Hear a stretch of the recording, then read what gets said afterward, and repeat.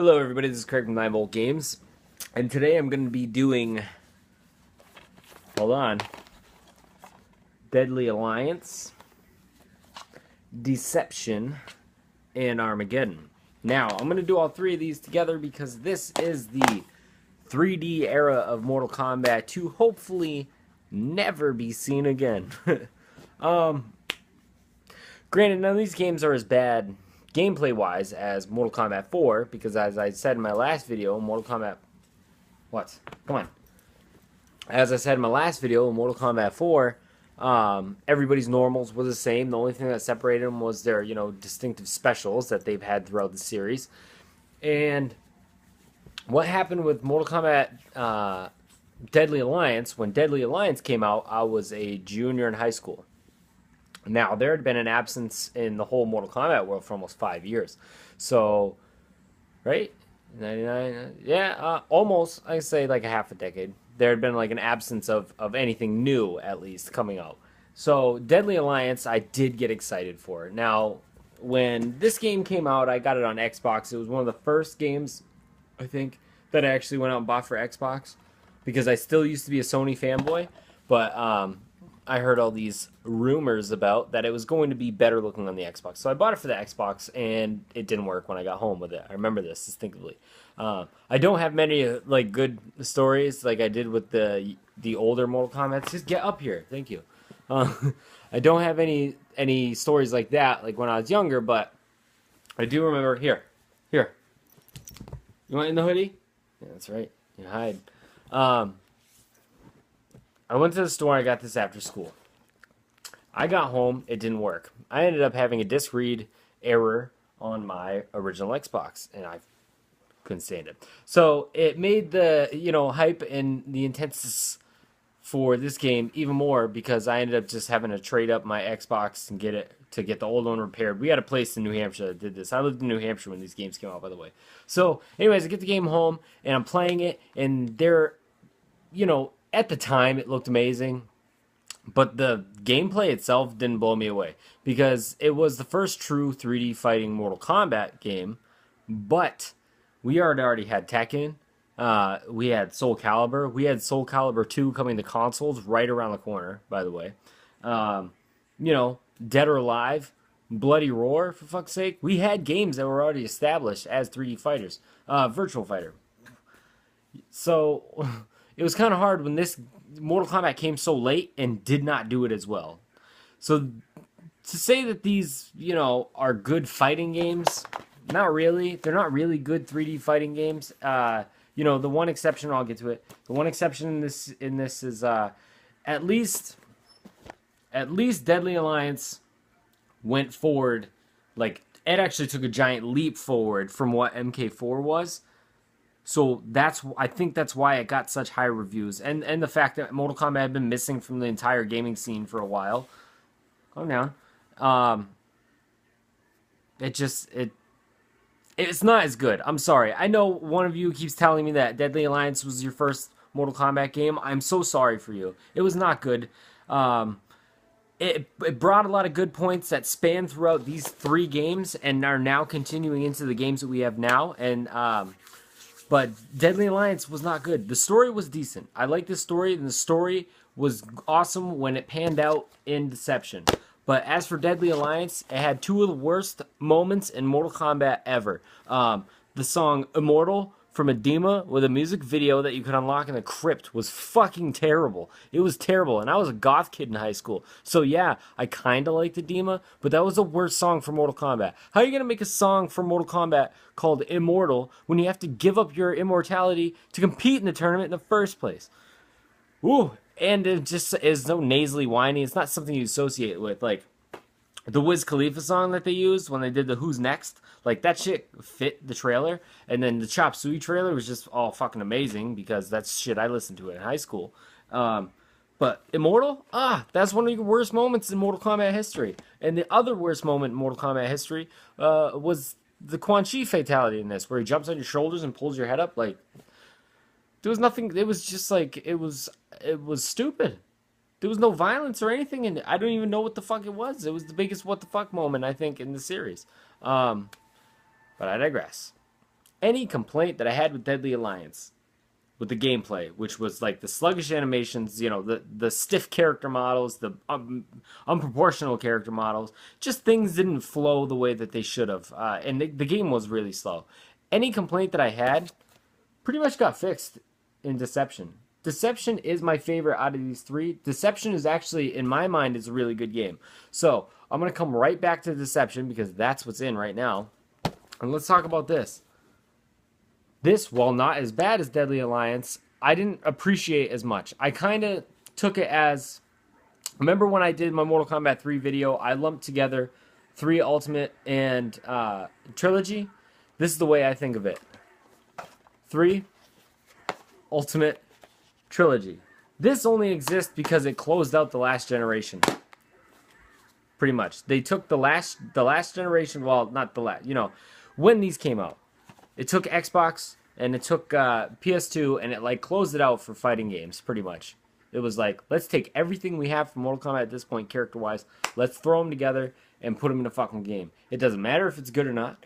We're just going to go off of what we had for Deception, because Deception was well received, and let's do it from there. Haha, they didn't. Everybody had one fighting style, one weapon style. Which, by the way, I don't know how the fuck you think you're going to compete with a weapon fighting game when Soul Calibur is out.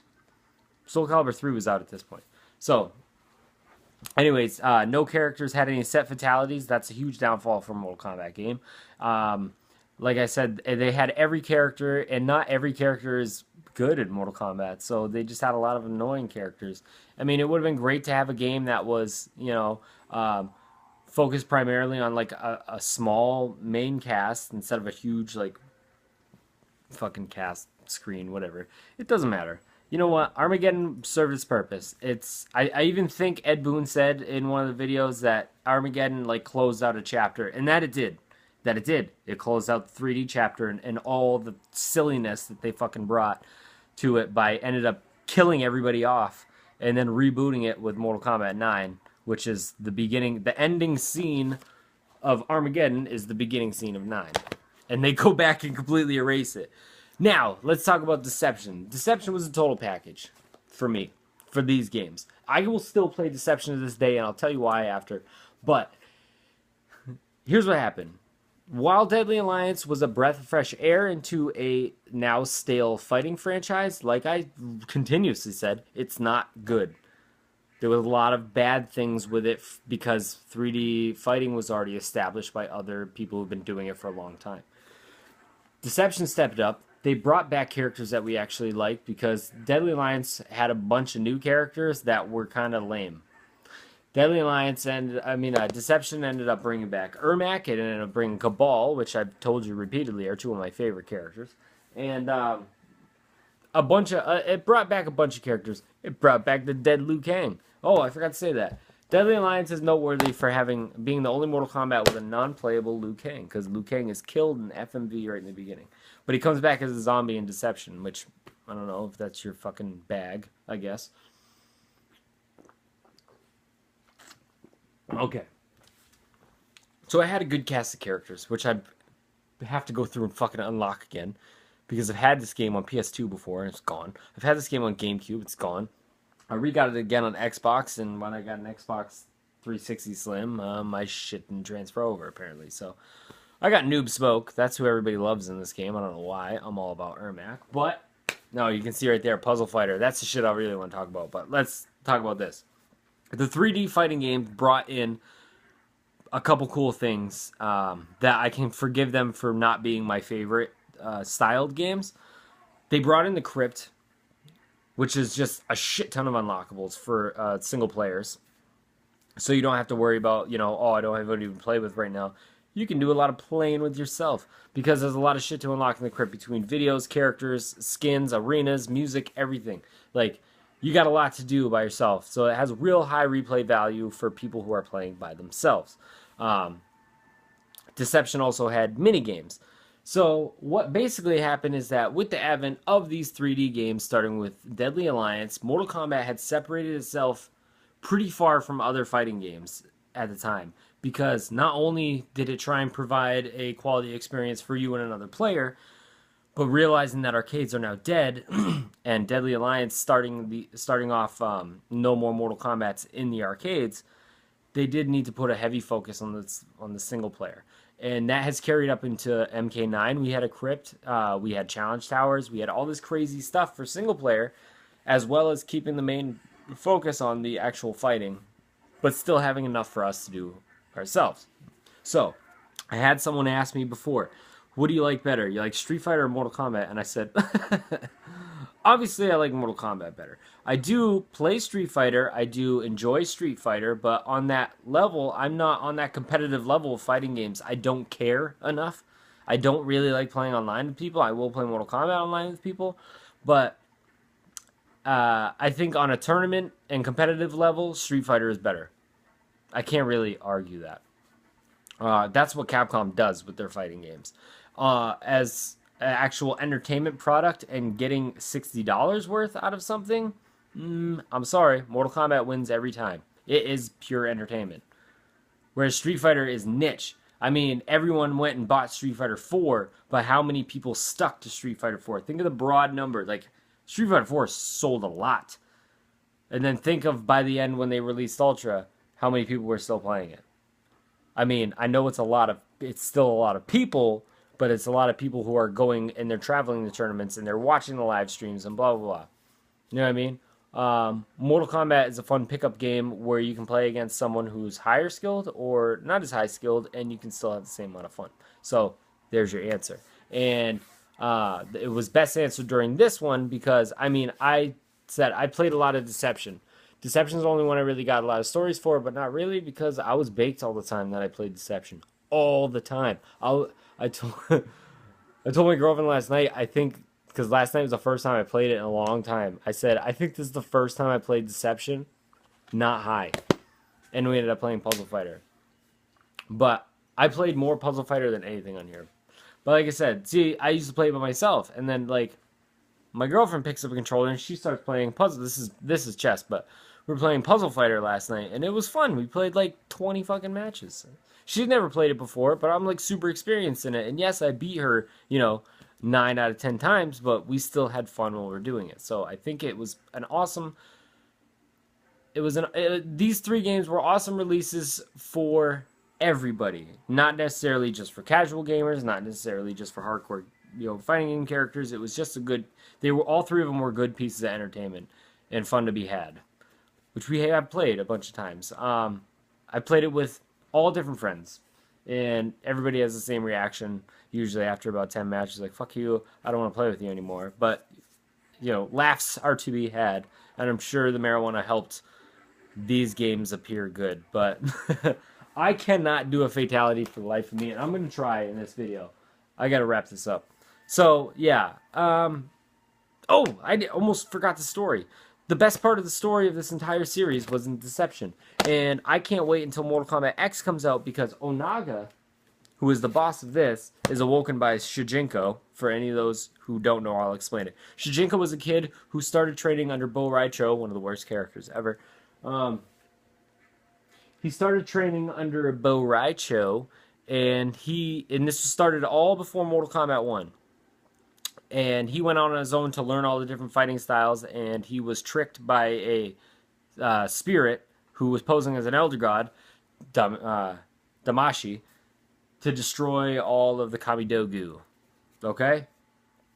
When he did that, it unleashed Onaga, which was at this point in the Mortal Kombat timeline. He was an old man. Okay. He unleashed the spirit of Onaga, and Onaga used Reptile's body to transform and then, mutated his body into the Onaga that we know, which is the giant dragon. Which is not necessarily what Onaga actually looks like. That's fine and all because they erased that part, but they couldn't really erase that part because this story started before Mortal Kombat 1. So, how come the Onaga that we see in here is the Onaga that was walking around in the story mode in Mortal Kombat X? Because Reptile's still walking around too. And Reptile's the only one left in his race. I can't wait to play the story mode. Nobody ruin it for me if you already know the reasoning why. Alright, so let's, real quick. Yes, for those of you who didn't get that, by the way, the Onaga final boss in this game is just a modified version of Reptile, body-wise. All right, real quick, I will do this fight real quick, I guess. Ermac. Obviously, I'm gonna use Ermac. Ermac's my shit. Actually, I haven't played the fighting in this for a while, but because I've mainly played puzzle, which it's so not a deep puzzle game, but I used to be so into it. I don't understand. Come on, load. I gotta do this quick. Oh, I love death traps. How's that for a fatality? That's what I'm gonna do. You can trap people into shit, and it was great. Oop. Come on, bro.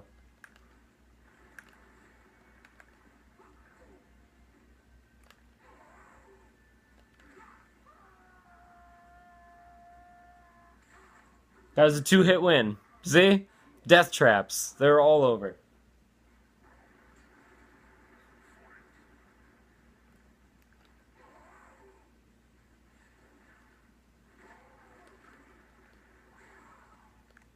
I'm trying not to hit you off the edge. Like...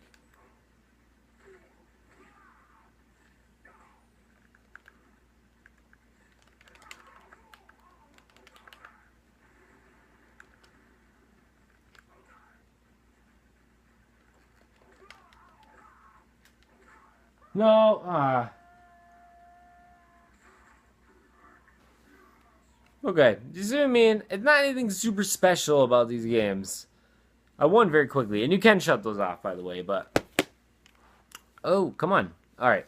I played mostly Puzzle Fighter in this, which is just to match a block to a block, and then set up strings where the blocks cancel each other out, and then take the blocks and dump it on the other person's screen, and then there's little chibi characters of all the Mortal Kombat characters in here, and they have their own abilities.